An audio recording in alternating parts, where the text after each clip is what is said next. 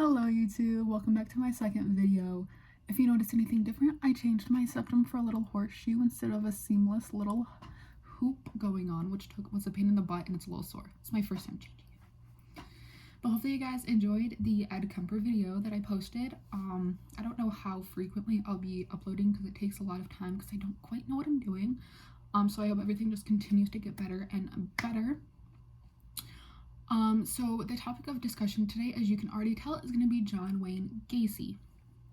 Now, he's so covered. Many true crime YouTubers, podcasts, and a bunch of shows have already mentioned Gacy so many times and revolve around talking about him because he's one of the most infamous serial killers. But the reason I want to talk about Gacy was because I find him interesting, and also he's the reason why I'm scared of clowns. So just a quick little disclaimer, we are going to be talking about sodomy, we are going to be talking about sexual assault, murder, yet again, it's really bad what he did, so if anything is going to offend you at any point or trigger you, please just don't watch this video in all honesty because it's pretty gruesome. And also, if I pronounce any names wrong of any victims or anyone mentioned, I'm yet again very sorry. I am trying my hardest here to pronounce things. And without further ado, let's hop right into John Wayne Gacy. So, John Wayne Gacy was born May 17th of 1942 in Chicago to a father named John Stanley Gacy and a mother named Marion Elaine Robinson. He was born with a congenital heart disease, which just put him at a really high risk for a lot of things, but that comes in a little bit later. So his father, John Stanley Gacy, I'm just going to say father because it's a lot easier than having two Gacys or two Johns going on. He was very abusive, and he was an alcoholic that would constantly beat his wife and his kids, JC included, and his siblings. There was one point that his dad hit Gacy over the head with a broomstick, which knocked him unconscious. And there was another point where he was beat with a razor strap, which is like what people clean the razor off with, I'm pretty sure. And that was because his dad caught him fondling a girl. There wasn't much into that whole incident. But then one of his sisters, Karen, said that because his dad beat all of them so frequently, it got to the point that Gacy just wouldn't cry anymore when he would get hit or abused. And he really still loved his dad, which is like, he still loved his dad, but they were just never able to grow that bond. The one moment where you could potentially see one is when his dad got him a car, but Gacy still had to pay it off. It was like a loan situation, but now with the dealership with your dad. But that was like later in his life. Now, by 11 years old, he got hit on the head with a swing, like a playground swing, which caused a blood clot in his head, but they didn't go to the hospital or anything, and he wasn't diagnosed until he was 16 years old. So he has a blood clot in his brain and a congenital heart disease. And the congenital heart disease caused him to not be able to play with other kids. It caused a lot of weight gain as well, so it was very hard for him to participate in sports. And he was also labeled as a sissy, and people constantly told him he was going to grow up to be homosexual. Well, queer, I should say. And all this is queer, not homosexual. And so this caused him to not really have a large group of friends, and his IQ wasn't really high either. So he actually ended up dropping out of school because he had no friends and his grades were really bad. And also with all the constant, you're gonna grow up gay sort of talk, not only did he get a lot of internalized homophobia from that, it caused a great amount of turmoil when he actually found out that he liked men. I mean, constantly being told that and constantly wanting having a relationship with your father when you know it's not going to happen if you like men is pretty difficult, to be honest with you. So like I said, when he did decide to drop out of school, he ended up moving to Las Vegas. And in Las Vegas, he worked as a janitor in a funeral home in like the bottom where all of the dead bodies were kind of just laying there. And he would lay, and he worked the night shift, so he would lay next to the dead bodies, but he got to the point where he got very, very creeped out about this, like super creeped out about this. He was just starting to get like really paranoid, like working there. So he ended up moving back to Chicago, where he's from, and he started going to business school, and he became a part of the Democratic like party. And he was a pretty big name at the time for it as well, which caused even more trouble with his father because his father was a Republican. So at this point, really, that relationship is never going to get formed at all. And then in 1964, when he came back to Chicago shortly after, he married Marilyn Myers. They had 2 kids together, Michael Gacy and Christine Gacy. And Myers' family owned like a huge thing of KFCs in Iowa, Waterloo, Iowa. And the father offered Gacy a position as a manager at one of the ones in Waterloo. So they ended up moving to Waterloo, and he took the manager position. But a lot of weird stuff started happening now that he worked at a KFC, and most of the workers were young men. So this actually led to, in 1968, after many incidents that we will get into, Myers actually filed for divorce against Gacy after having 2 kids and everything like that. Now, the same year that the divorce was filed, Gacy was 25 years old, and not only was he a manager at KFC, but he was also a member of the Junior Chamber of Commerce. And that same year, he was pretty successful in Iowa as well. Like, a lot of people knew him. He didn't really have a bad reputation. Like, nothing has seriously happened for him to get a bad reputation. But he lured a 15-year-old into the back of the KFC and handcuffed him and tried to bribe this 15-year-old for oral sex. Now, the 15-year-old refused, didn't want to do it, and was trying to fight back, but Gacy still tried to penetrate him anally. The boy was able to get out of the handcuffs and escape, and the boy immediately went to the police, and Gacy was arrested. When this was going down, another boy came forward to testify, so Gacy ended up pleading guilty. He pleaded guilty to sodomy, so that is a 10-year imprisonment schedule, and this is during the time that his wife, Myers, his first wife, filed for divorce. Now, for those of you guys that don't know what sodomy is, I can barely say it. It is intercourse involving anal or oral copulation. So not necessarily consensual either is usually what that's used for. In the time, it was definitely bigger if it was 2 men. 1968, gay pride was there, but not that big, especially if you're in Iowa. But Gacy was like a star citizen in the prison, like a star inmate, so he got released after 18 months due to his good behavior instead of the whole 10-year sentencing. And then he moved back to Chicago after that. He got out of Waterloo because he no longer had the KFC job either with the divorce, and he moved in with his widowed mother because his father did end up passing away, which really hurt him when his father passed away. Like, he was kind of happy about it, but at the same time, internally, it was a little devastating because he was never able to have that bond with him like he always wished. And so 1 year, so in 1969, after he was released, he tried to pick up another youth, this time in the Chicago area, and tried to just force him to have sex, no bribery or anything involved. The boy was able to escape at some point, and he reported it to the police, but he never showed up to testify, therefore the charges did not go through. Now, this boy possibly did not show up because he was threatened or bribed not to show up.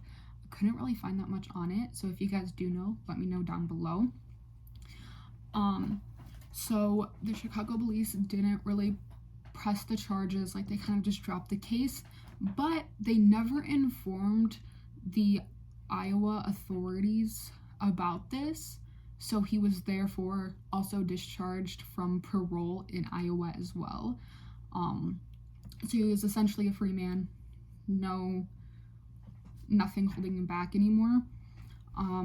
Now his mother helped him buy a house because he couldn't afford himself. He had no job at the time. In Des Plaines, the suburbs of Des Plaines, so it was kind of like a pretty circular cookie cutter community, for a lack of better terms. And in 1972, after getting his house and moving in, he remarried to Carroll Huff, who already had 2 previous kids, so now he is a father of 2 and a stepfather of 2. And during this time, he set up his own construction firm in September of 1976. And he tried to limit his homosexual encounters when his wife was out of town. That was like the only time he could have anything like this, because he did not want to get caught and he did not want to have another divorce. But it still did happen. A divorce still occurred. Oopsie daisy, sorry to tell y'all. And then another thing is, every time he did have sex, it was never consensual. He pretty much forced or bribed anyone that he had an encounter with to have sex with him. There was one incident where he did pull a gun on a young boy, who had come to find work at his construction site, and this story will come up again, so keep this story in your mind. So he had come to Gacy's house to try to find a construction job, because he was hiring people to work with him or work on different things. And after he pulled out the gun on this boy, he threatened to shoot him if he did not have sex with him. And this boy was braver than I think most people would be. And he tried to call Gacy's bluff out and was like, "You're not going to do that. I'm not going to have sex with you." But Gacy then stated, "I've killed people before. Try me again." So eventually in this encounter, he did escape. The young boy did escape, but he would be later picked up again. And he would be killed by Gacy. So that's the first victim we know of right now that has died, that is talked about. Like I said, he has 33 plus victims. Some of them still are not identified to this day. It's more known that at this point in time, more people have escaped Gacy's hold than his victims that have passed away. So because of this, Gacy went, "I have to think of a formula or a way to make sure that they won't escape," because he doesn't want to go to jail again. So if he was pulling up next to someone or talking to someone, he had this idea to flash something really quickly that looked or resembled a police badge. And he would pull a gun on them and tell the victims that they were going to get arrested. First of all, police officers don't do it that way, but okay.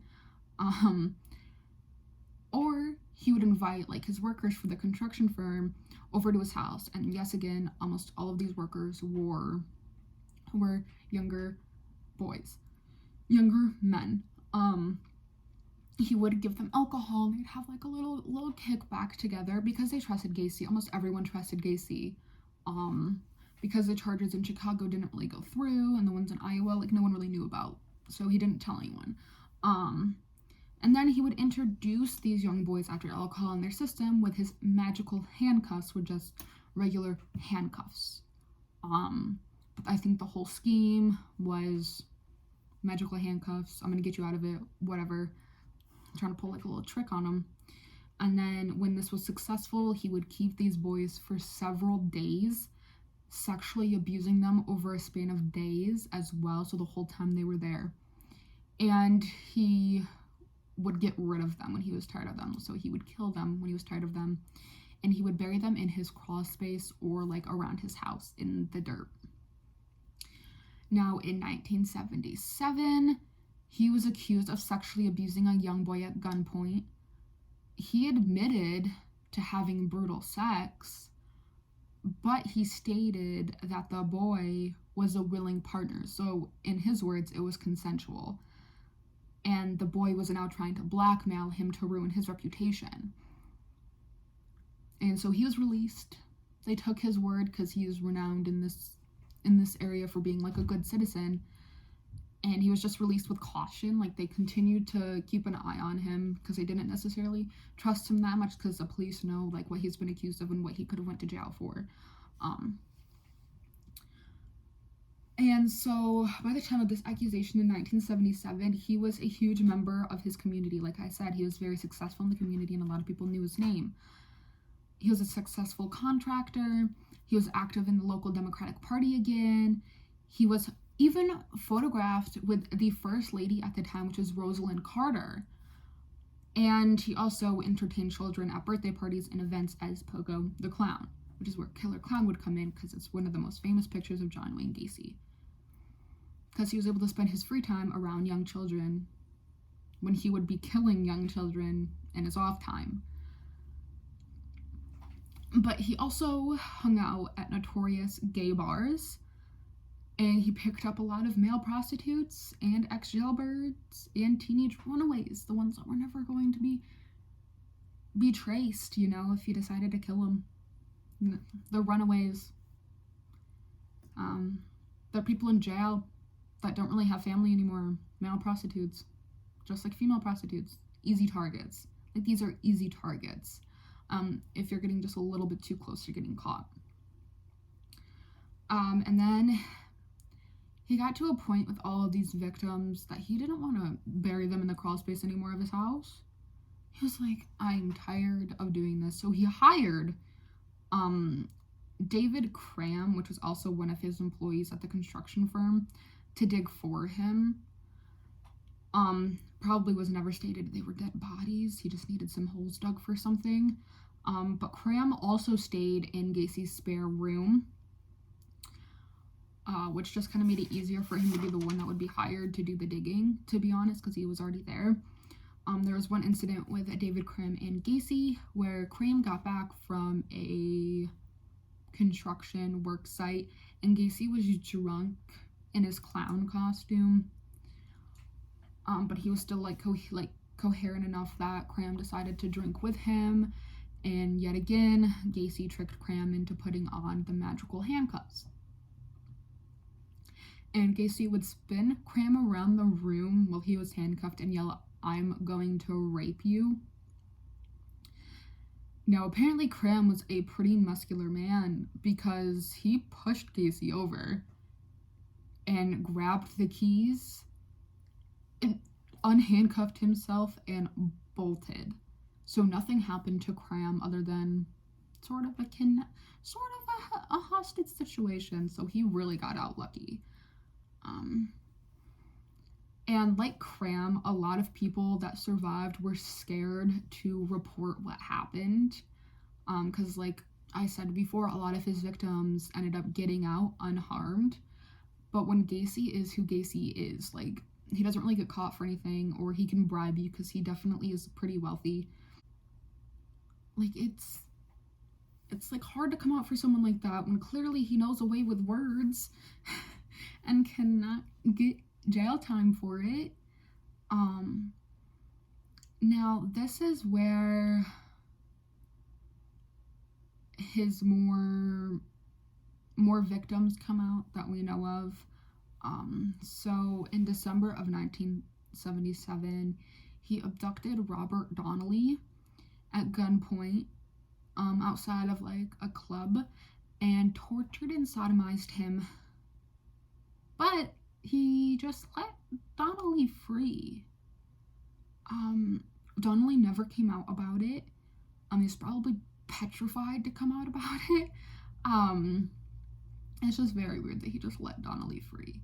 In my personal opinion, that is all. But he probably did some bribing, so Donnelly wouldn't come out about it, because Gacy has a way with words, honestly, because he did some stuff. He did some stuff and was interviewed by police and still somehow got away with it. Like, he was getting too cocky for his own good. Now, 3 months later, after Robert Donnelly's hostage situation, he picked up 27-year-old Jeffrey Rivnel, and they were near his car, like they were walking together, and Gacy invited Rivnel over for a drink at his house. But when they were outside of his car, before Rivnel could even answer, Gacy chloroformed him in front of the car. And all that Rivnel remembers is him waking up, being naked and strapped to a homemade rack that was in Gacy's basement. And Gacy was also naked. So when Rivnel was awoken after the chloroform trip, he was rudely awakened, not only by being naked and hung up. Gacy was also naked, and Gacy was showing Rivnel a number of whips and other sinister sexual devices, and Gacy thoroughly explained how they would be used on him. And Gacy also stated so Rivnel wouldn't raise any objection, is that Gacy was a police officer. He simply stated that. And so Rivnel, because he was scared, thinking he was a police officer, he was abused and tortured for hours on end. And sometimes it was so bad that Rivnel would literally just beg to be killed. And then Gacy would chloroform him, and once Rivnel was awake again, he would continue the torture. He was put through hours and hours and hours of torture, but he didn't really lose hope. It got to a point where Rivnel literally pleaded to get free from Gacy and said that he would never ever tell a single soul what happened. He just wanted to get out. His family's probably worrying about him and all of that stuff. He remembers nothing. He literally blacked out, and next thing you know, he woke up fully dressed by a lake in Chicago's Lincoln Park with money in his pocket, but with no driver's license. Which is strange. Rivnel actually ended up going to the hospital, and they discovered he was bleeding from his anus due to all of the sexual devices and torture he was put through. His face was sort of burnt from the chloroform, and his liver was also damaged from that as well. So he had a lot of issues going on from this hours and hours on end of torture. And the police were questioning him, of course, who did this to you? What happened? And the police came off very sympathetic.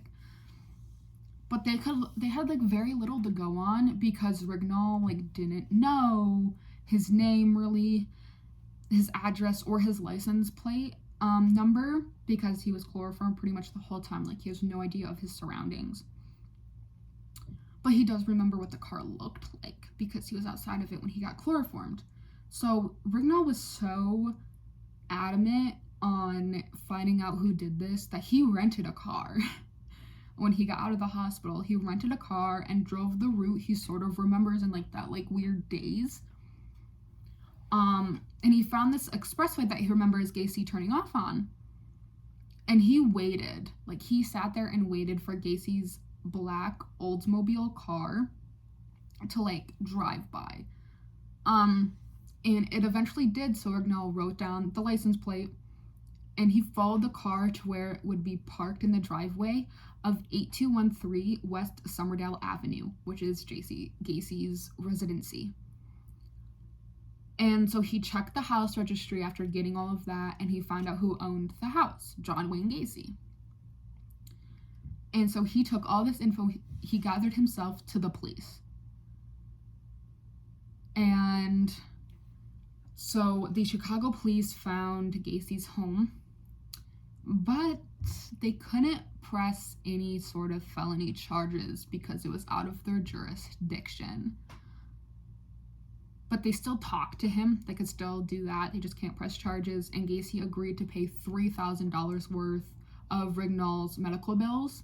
And then after that, the whole matter was dropped. There's not much the Chicago police could do if they're the ones holding the case, and they weren't. there's not much you can do, but Rivnel does come back into this story.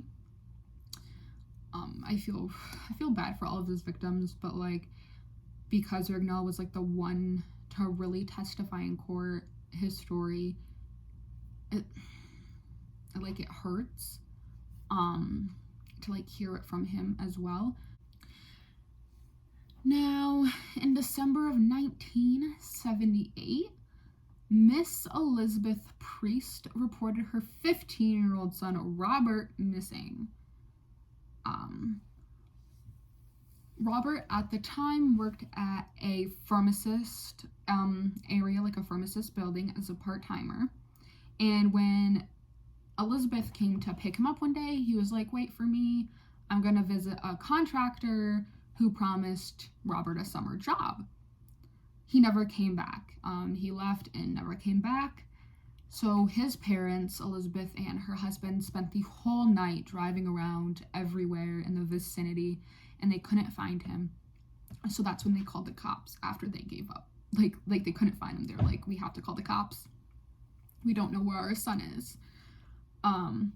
Now they interviewed the pharmacist, like the head pharmacist, and he said the unnamed contractor might have been John Wayne Gacy, because he just recently refurbished the pharmacy building.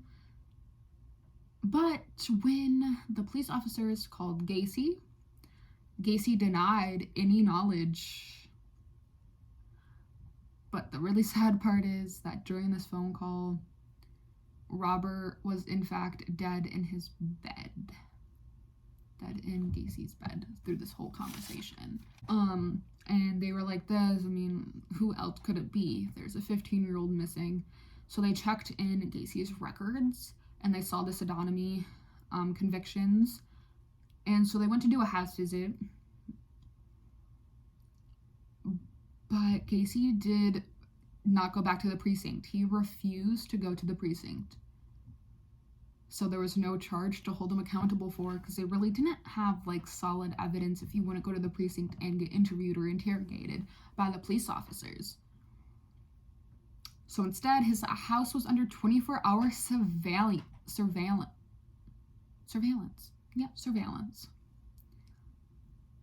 But this is how sneaky Gacy is. So his house is being monitored 24 hours a day by police officers. He was still somehow able to put Robert's body in his trunk and leave.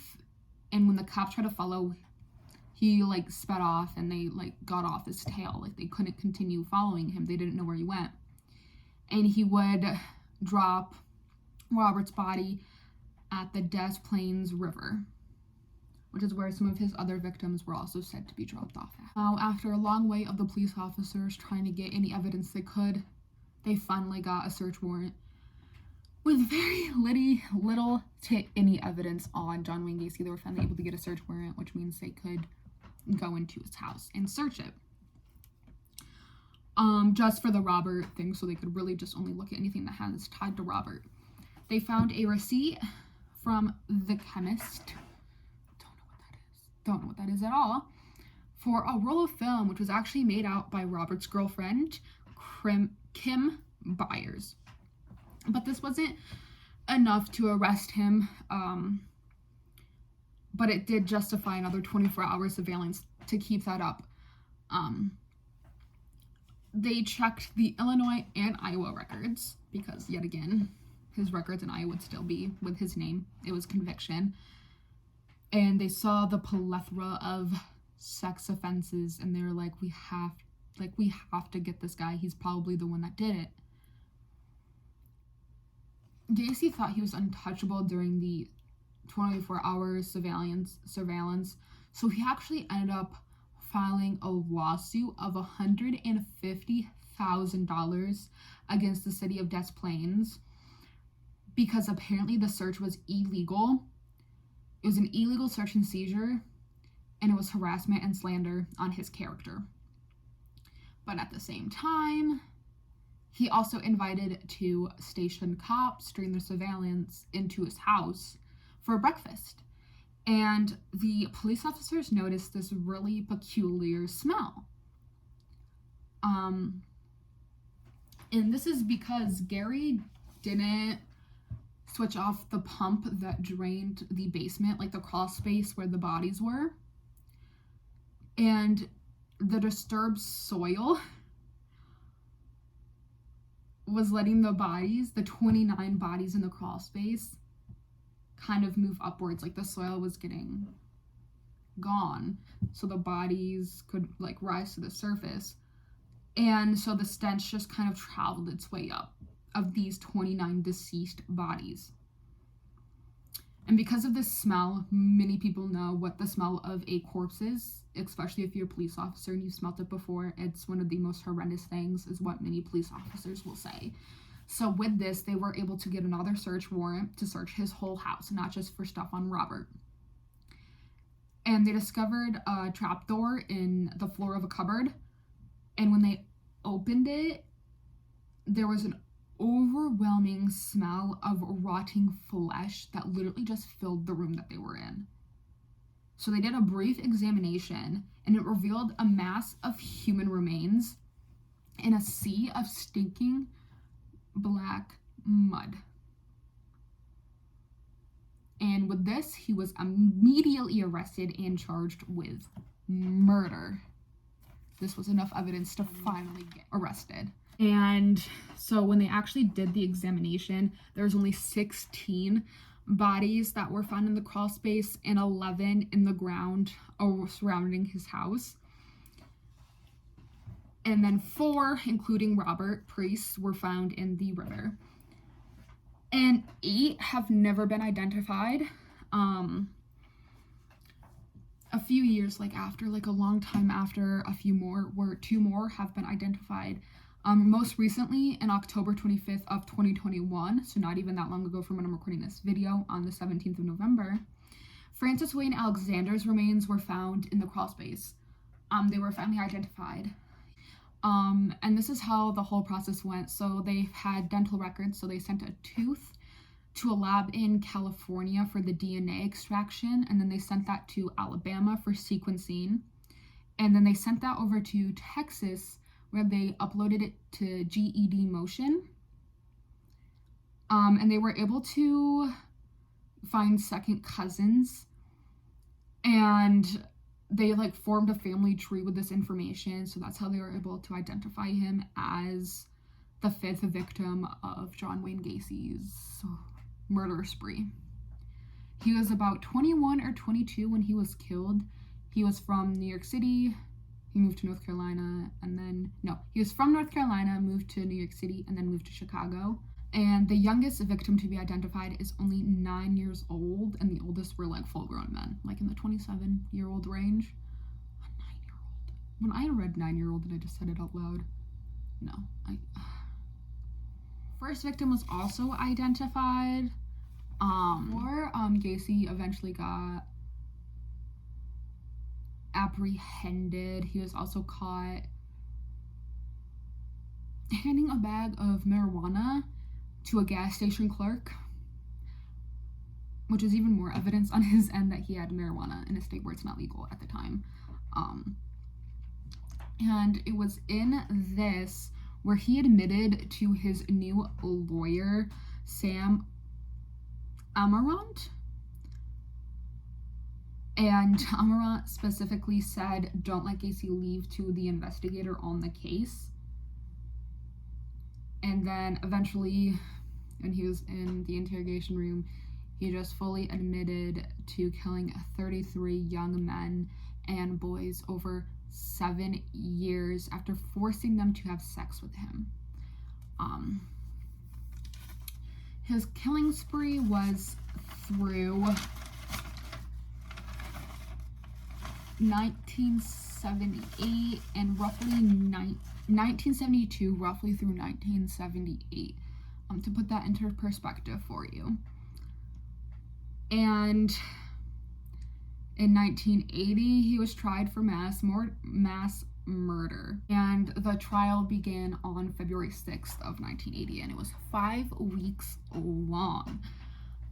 So they brought in forensic experts to detail how most of Gacy's victims ultimately how they ultimately died.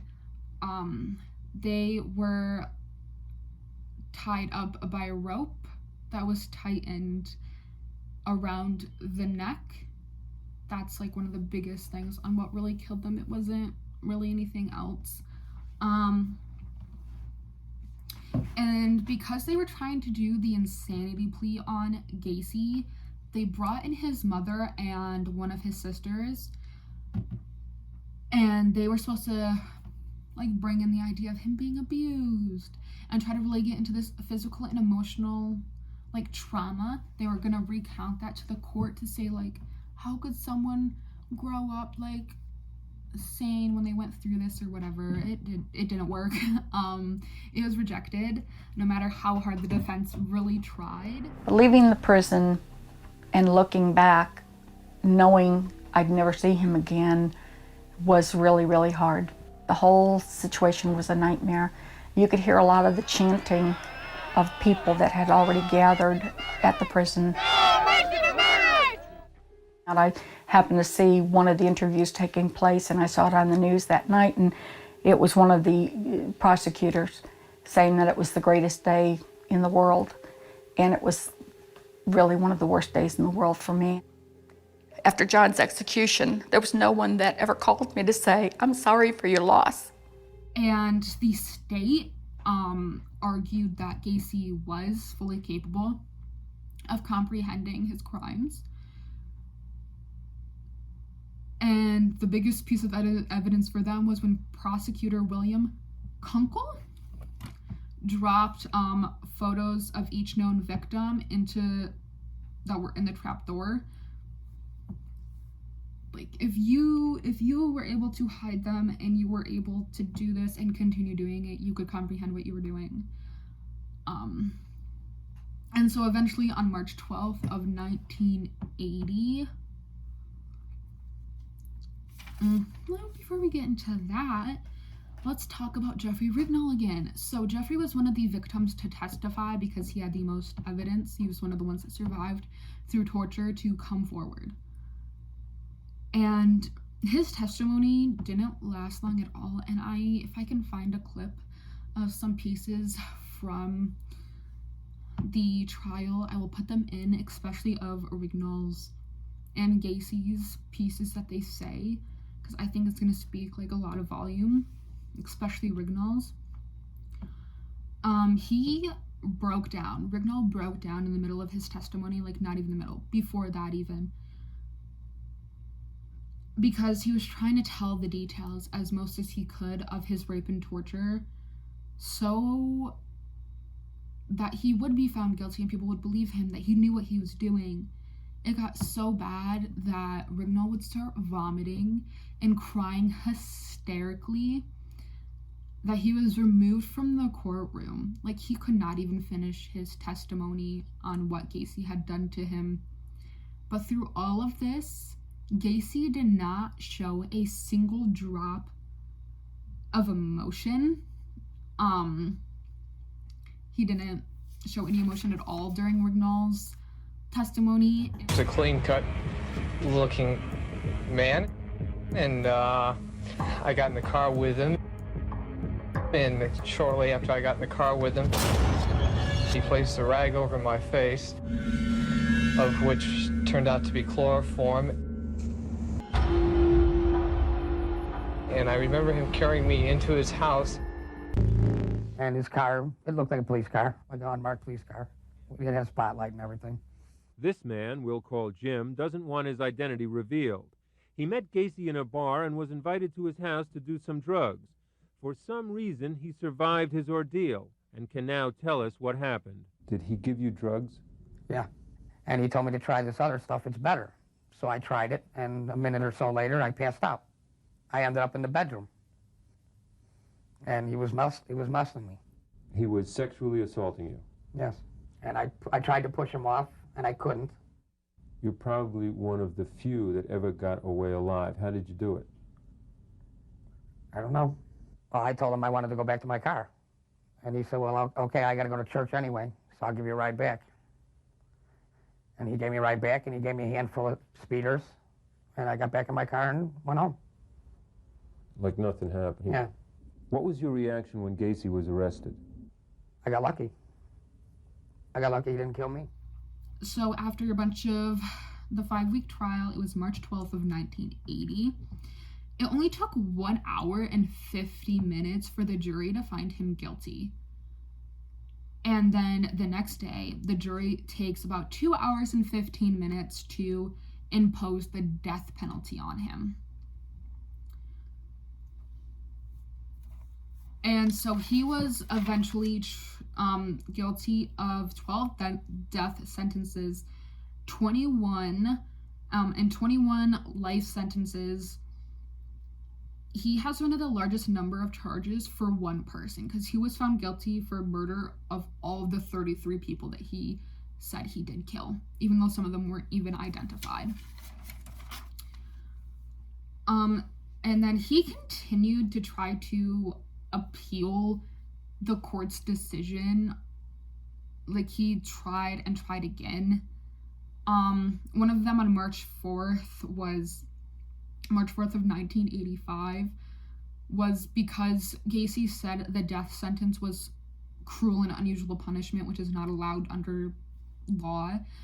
And the only reason I think he was even able to think of these is because while he was in jail, he studied law books, and he just continued to put out these appeals, and the Supreme Court denied them every single time.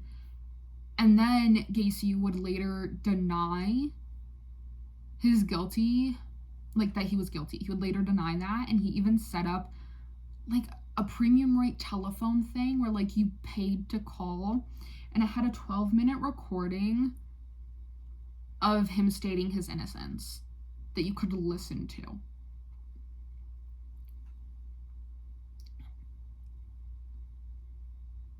We're going to flash back. So in 1981, all the unidentified bodies were finally buried. But then in 1986, Gacy's first victim that they know of was identified as Timothy Mccoy. So a few years later, after he was in jail, another one was identified. So I think there's only about 6 unidentified bodies at the moment, I believe. So while he was reading these law books and he was filing appeals, and the world now knows John Wayne Gacy is a homosexual. He was getting fan mail from women still. And while he was in the Menard Correctional Center, he took up also a liking for art. Along the law side of things, he also liked art. He dabbled in art. Wow, I know, isn't that cool? But even now, as him being literally a serial killer, his art would still be shown in the Chicago Gallery in certain expositions. And many of them depict him as Pogo the Clown, which is what he did for the kids' entertainment. And others had Ed Gein and Jeffrey Dahmer. But, you know, they were still able to get showed. And he commissioned some of these artworks, and a lot of people bought them purely just to burn them, which honestly, me too. I probably would have done the same thing. His last appeal was denied, and his death sentence date was made for May 10th of 1994. Last meal was literally like a bucket of KFC chicken and like ice cream. Like, it was weird. It's a weird last meal. It's weird that you want KFC. But then it's also a little ironic that you wanted KFC, isn't it, Gacy? And the prisoners that were like there when he was eating his first meal stated that he was a chatty. He was talking up a storm. And like the interviews before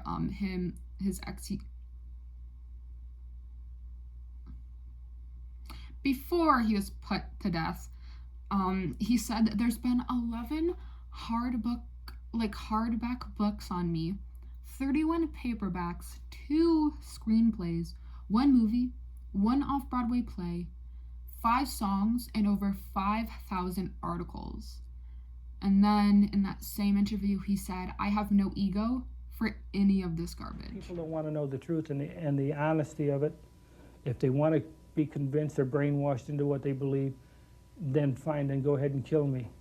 But vengeance is mine, saith the Lord, because you will have executed somebody that didn't commit the crime. Those are the words of John Wayne Gacy, pleading innocence from death row at Menard State Penitentiary 13 years after being convicted of his crimes. When they paint the image that I was this monster who picked up like these altar boys along the street and swatted them like flies, I said, this is ludicrous. But the jury didn't find it ludicrous. He says he has proof he didn't do it. Here's one of dozens of examples of what he calls proof. I've taken 3.5 hours of truth serum. And under sodium amytal, the maximum amount that I could have, it shows that I have no knowledge of the crime whatsoever. Never have had. But this is where his attempt to change history, which is what he thinks will get him a new trial, begins to break down. There is no proof anywhere that he ever took truth serum. Here's how he describes himself as a father. Loving and caring. I've always looked after my children, even now. What kind of values do you remember imparting to them? The kind of values? Were you strict with them too? No, not as strict as, no. A lot of things that my dad did, I refused to do, because I don't believe in hitting children. I don't believe in spoiling a child either. My values are such that if you give enough love to you're children... accused of murdering 33 kids, and you say you didn't believe in hitting. I mean... Well, anybody that knows... You see, first of all, you're basing this garbage on what you've heard of me. And what the jury said, and what the courts of appeal have said. And the prosecutor who put him in jail says Gacy is a ruthless and sadistic killing machine. And so he was put to death on midnight of May 10th with the lethal injection. And his infamous last words were, "Kiss my ass." And then just a singular month after being put to death, 25 of his paintings were burnt in a bonfire at an event in Naperville, outside of Chicago. Naperville was outside. Like, there was literally a party where they just burnt his paintings in a huge bonfire. And that right there is what we should all strive to be. Just saying. And it was attended by family members of none of his victims as well. And then... Now, Gacy's house, after he was detained, and this is, like, pretty important as well. I just didn't think it should be put in the middle somewhere. So, when Gacy was arrested and detained, his house was torn apart because they needed to find all of the bodies and see if there was any more evidence. But this is weird. So, it was an empty lot. And one of the demolition workers said, if the devil's alive, he lived here, to tell you how bad his house was. It looked nice on the outside, though.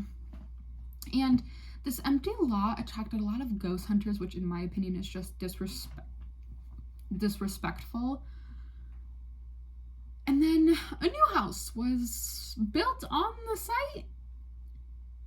But even though there was a new house, it still attracted a lot of tourists and TV crews occasionally.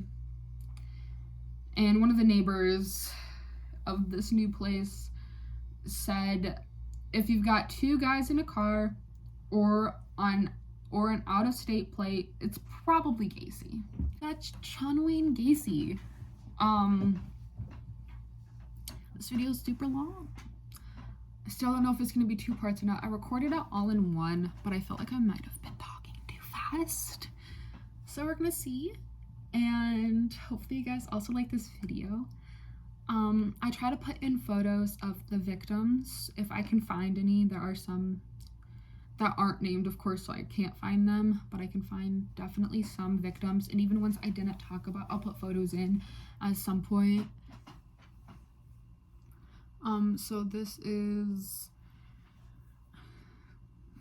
later the same night. I decided to add to this video just all of his identified victims and their names and what they were before Gacy decided to take their lives. So I have it pulled up on my computer. There are photos for some, there are not photos for others. So even if I said their names already, I'm just going to give a little bit of background. Johnny Rivnel will not be mentioned in this since he wasn't someone that was found dead, but his photo will still be up earlier in this video. So This is on the Chicago Tribune, where they listed all of his victims. So we have Timothy Jack Mccoy. He was 16 years old. He was raised in Iowa and Nebraska. And he was stopping at this was the one on the bus station. And this was one of his first known victims that we already mentioned before. And so a little bit more about how Timothy passed away is when he was taken back to Gacy's house. He was ended up stabbed in the chest. And investigators found a large blood stain on the underside of the carpet in Gacy's bedroom. And the only reason that he was able to be identified is because of his dental records. And Dr. Edward Pavlik, an Olympia Fields orthodontist, was able to identify his identity on May 1986. And then we have victim number 28, who was not identified. He was 14 to 18 years old. He stands at 5'6" to 5'11", and he possibly disappeared between January 3rd of 1972 and July 31st of 1975. As we have John Buckovich. He was 18 years old, and he left his family Chicago home on July 31st of 1975, where he headed to Gacy's house. And he dropped out the lane tech, he dropped out and he quit working for the contractor after 8 months and planned to show up at Gacy's residence to get his final paycheck, so he quit Gacy's job. And his body was actually the first to be uncovered by police on December 21st of 1978, where Gacy led them to the garage and shows them where it was located. And the only reason he was identified yet again is because of dental records. Then we have Francis Wayne Alexander. He was 21 to 22. He's the most recently identified victim. He was raised in North Carolina, but he also lived in New York. He moved to the Chicago area on February 1975. He married, but also divorced his wife shortly after. And after the divorce, no one really heard from him. And so his family just assumed that he wanted to be left alone, didn't want any contact with anyone after that. So no one submitted like a missing persons report. They were like, we're just gonna let him do his own thing. And it was found in Gary's crawl space on December 26th of 1978, but his body was identified until October 25th of 2021. Then we have Daryl Sampson. He was 19 years old, and there is not much on him. There are some of these victims that there isn't much on. And April 6, 1976 was the date of his disappearance, and his body was found in Gacy's crawl space and was identified between November 1979 and March 1980. Then we have Samuel Stapleton, who was 14 years old. He was one of the younger victims. He disappeared during a walk home from his sister's house on May 13th of 1976. The next day, his mother and stepfather reported him missing. And the only thing that really led them to believe that he was one of the people in the crawl space or at Gacy's house was because they found a distinctive bracelet that he would always wear in the crawl space. On November 4th of 1979, his body was identified by x-rays and dental records yet again. Then we have Randall Refit, who was 15 years old. He disappeared on May 14th, 1976. Not much is known about what he was doing before his disappearance, but it was also found in the crawl space under the front door of Gacy's house on December 25th, Christmas of 1978, and his body was identified by an x-ray that was taken at the Weiss Memorial Hospital after he had suffered a stab wound a little bit before. And because it involved, the x-ray had his jaw and teeth, they were able to firmly identify his body on April 11th, 1979, 3 years after he went missing. Michael Bowman, 17 years old. And the only reason they would tie these two together is because there was a fishing license of his found inside of Gacy's home. And he disappeared on June 3rd of 1976. And he was found in Gacy's crawl space, and he was identified on January 6th of 1979. William Carroll, 16 years old. He was known for getting in trouble in the Chicago area, but he disappeared on his older brother's birthday, which was June 3rd, 1976. And he promised his dad he would be back. But an hour later, a dark-colored car with 3 or 4 other teens pulled up and picked him up. And his body was identified March 17th, 1979 with dental records. Victim number 26 was to be 22 to 30 years old. He is 5'2" to 5'6" and disappeared between June 13th, 1976 and August 6th of 1976. Jimmy Hinkinson, he was 16 years old. He was from St. Paul, Minnesota, and he called his mother on August 5th of 1976 to say, "I arrived in Chicago," to let her know. And that would be their last conversation. And the brother supplied DNA after he went missing, and the sister also did the same thing. At like the 40-year time mark after everything, he was finally able to be identified due to these DNA evidence from his brother and sister. Then we have victim number 13, who was 17 to 21.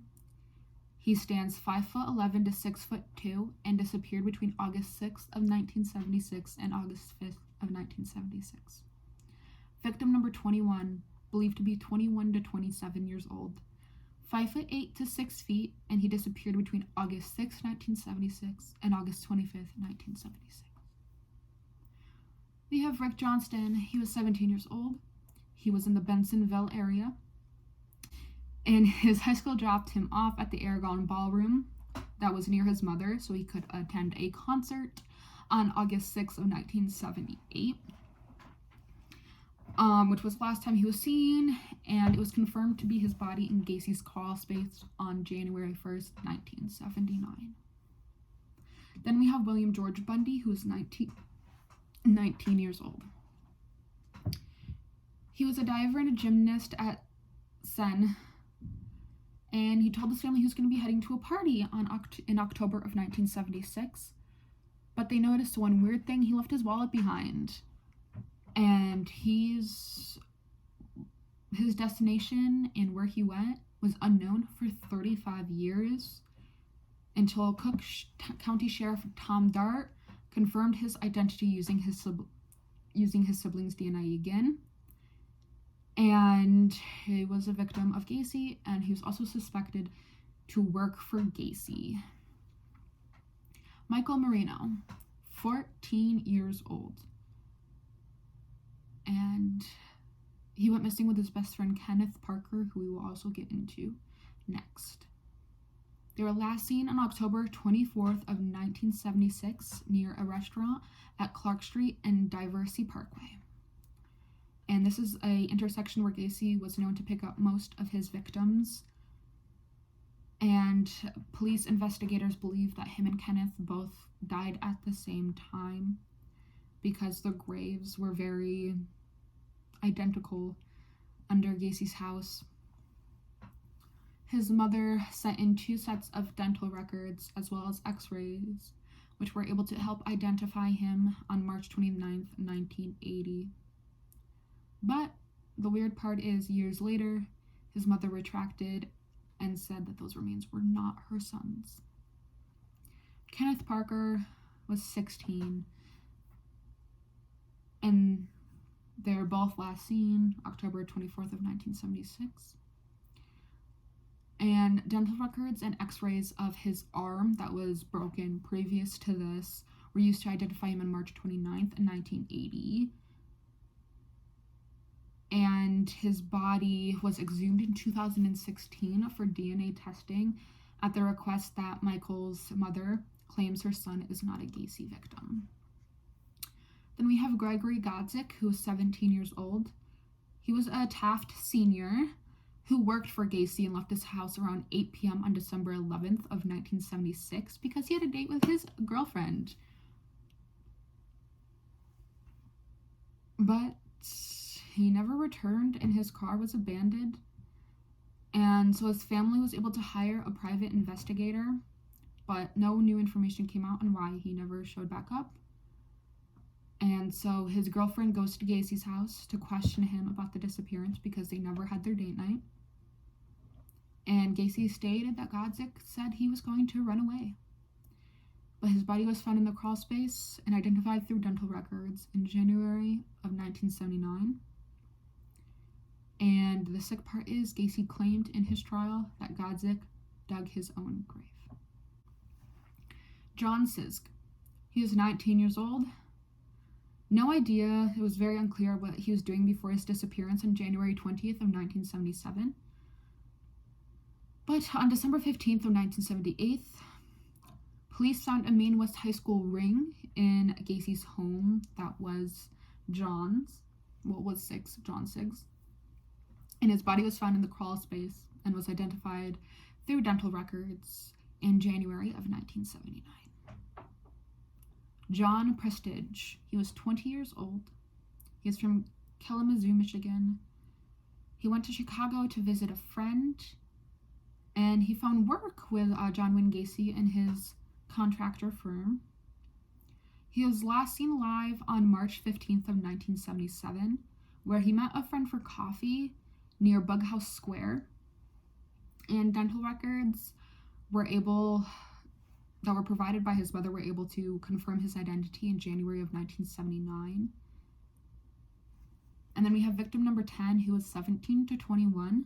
He is 5'7" to 5'11" and disappeared between March 15th, 1977 and July 5th, 1977. Matthew Bowman, 18 years old. He is from Crystal Lake, and he was reported missing by his sister on July 5th, 1977, and his body was found in the crawl space and was confirmed to be Matthew's body on January 27th of 1979. Robert Gilroy was 18 years old.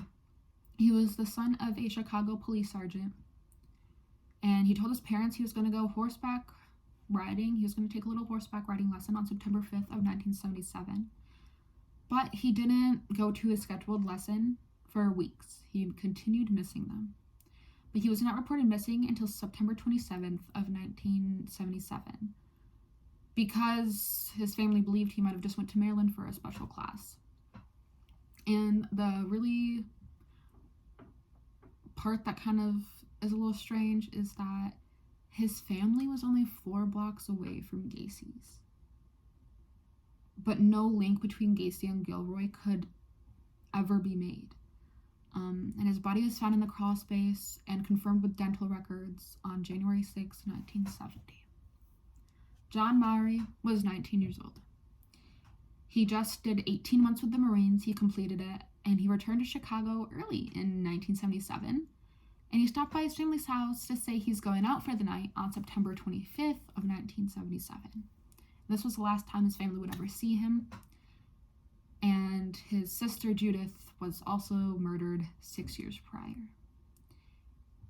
His body was found in Gacy's crawl space and was confirmed with dental records on January 27th of 1979. Russell Nelson was 21 to 22 years old. He was a University of Minnesota student, and he was the first victim of Gacy's that was outside of the Chicago area. On October 17th, 1977, he called his mother to wish her a happy birthday, and he was never heard from again. And his mother stated that he came to Chicago to work for a contractor, which was John Wayne Gacy, and his body was identified January 6, 1979, with dental records. Robert Winch was 18 years old. He moved to Chicago from Kalamazoo, Michigan, where he got in trouble for running away from his foster home. He was last seen alive November 11th, 1977, and a tiger eyes belt buckle was found inside of Gacy's house, which linked him to Robert Winch. and he was ultimately identified September 12th, 1979, by markings on bones that had been broken in an accident and then healed. Tommy Bowling, he was 20 years old. He was a married father of a 3-year-old son, Timmy. He disappeared November 18th of 1977. His sister reports he was using drugs at the time of his disappearance, but his wedding ring and dental records confirmed his identity on September 12th, 1979, and his body yet again was found in the crawl space. David Telsma was also 20 years old. Yet again, it was unknown what he was doing before his disappearance on December 9th, 1977, but his body was recovered in the crawl space on November 16th, 1979, which would have been his 21st birthday, and he was identified through x-rays of his left arm. William Kindred was 19 years old. His girlfriend, Mary Jo Paulus,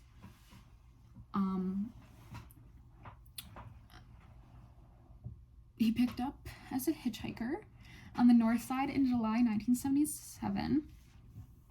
His girlfriend was the one to ultimately report him missing after he never arrived back to her house February 6, 1978. And the girlfriend did know Gacy, but no one really knew if Kindred also knew Gacy. And it was found that he was picked up near Diversity Parkway and Broadway, and his body was found in the crawl space and identified with dental records May 21st, 1979. Timothy O'Rourke, who was 20 years old, he disappeared June 30th of 1978, and his friends said he frequented gay bars a lot, which Gacy was also known to go to. And a body was recovered June 30th, 1978, near the Dresden Island Lock and Dam in the Illinois River, just 3 miles where 2 more bodies were found. It was identified through fingerprints to be O'Rourke's, and also the unusual tattoo on his left arm that reads Tim Lee. Frank Landigan, 19 years old. He went missing on November 4th, 1978, and his death was linked to Gacy on December 26, 1978, after they discovered some of his personal items inside of Gacy's house. His naked body is found in the Des Plaines River at Cannigan in Will County on November 12, 1978. He had died of asphyxia after a pair of bikini briefs were stuffed in his throat. And he was identified by his father through fingerprints and dental records. James Mazzara, 20 years old. He was from Elmwood Park, and he went missing on November 23rd, 1978. And Gacy did admit to dumping a body of a boy named Moho into the Des Plaines River, and that was Mazzara's nickname. This was one of his next to last victims, and the cause of death couldn't be determined, and his body was found, like I said, in the Des Plaines River on December 28th, 1978, and he was identified through fingerprints. Lastly on this list, we have Robert Piste. He was 15 years old, and we talked about it a little bit. He ended his shift at the Nissan Pharmacy in Des Plaines on December 11th, 1978. He tells his mother he's going to wait outside while he talks to the man outside about a construction job, and he was never seen again by his mother. And Piste was said to be one of the last victims of Gacy, and his body was recovered and possibly identified April 9th, 1979. So with that being said, thank you guys so much for listening, and hopefully I did a good job at covering him, even though he's covered a lot. And I will see you guys next time.